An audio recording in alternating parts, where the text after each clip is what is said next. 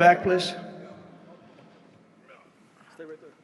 I want to take it back to the Kennedy Center, if I can, just for a second, Mr. President. Sure. From what I understand, the Les Mis show exceeded everyone's expectations, attendance, revenue, across the board. That's great. Do you anticipate future shows to basically do the same? I like that guy. Now, that's called a question, okay? And he's a great reporter, actually. Thank you very much. I appreciate it.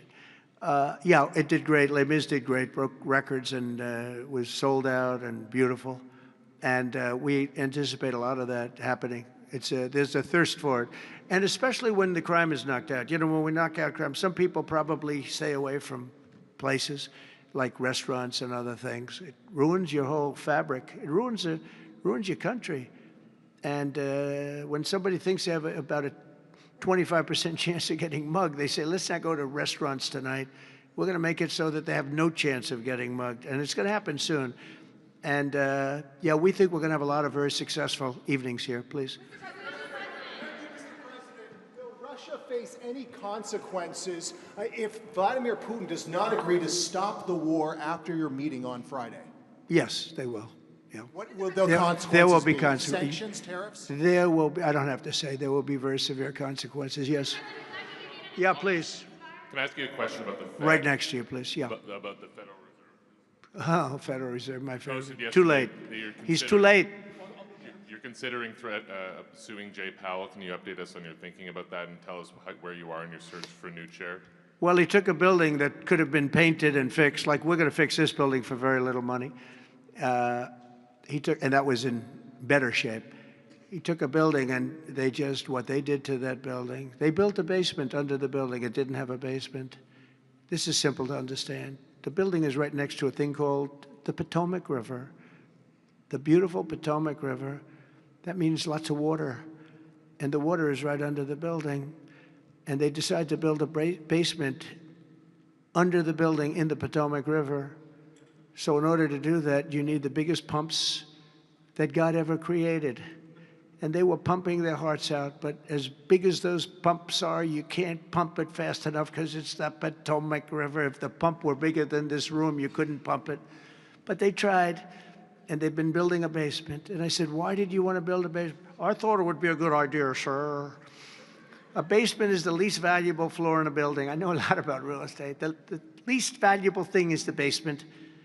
And you don't build a basement under a building that is 2 feet above the river that's right next door. You know, it's right near the river. People don't realize the river's right out their window. And that's the beginning. They did just a terrible job. Instead of, I could take a ceiling like this, they'd rip out the ceiling because they see a crack. Let's rip out the ceiling. And I would fix the crack, and I would paint the ceiling. And under the ceiling, they put the most incredible protective material. They go out by 3/4 inch, brand new, gorgeous 3/4 inch plywood and sheetrock, hardened sheetrock. And they had it all over the building. So if a little piece of flake came down, but the problem is when they took the ceiling down and it would hit, they spent millions of dollars on protective material that you didn't have to spend anything. He could have done that job for $25 million, and they spent $3.1 billion. He said 2.7, but it's really 3.1. They just don't want to include one of the buildings in the deal. But it's going to be much more than that. And I think he'll be long gone by the time it finishes because they've got a long way to go. And then I hear they want to hire 3,000 economists. What are they going to do? And he got it all wrong. He's too late. We call him Jerome Too Late Powell. It will live with him forever. I believe that name will live with him forever, along with the name Pocahontas and some of the others. He worked closely with Pocahontas, by the way. She's another beauty. But we have a real problem there. They're way over budget, and they did a job that shouldn't have been done. It was unnecessary to be done. I could have gotten the greatest wallpaper anywhere in the world from the finest stores in the world. I could have fixed up a wall a little bit. It would have taken about 2 hours. And covered it with the most magnificent silk and most magnificent paper for thousands of dollars as opposed to tens of millions of dollars. What a shame it is that they did. But they would take down areas of the building that shouldn't have been taken down, that could have literally been painted, and they didn't do that.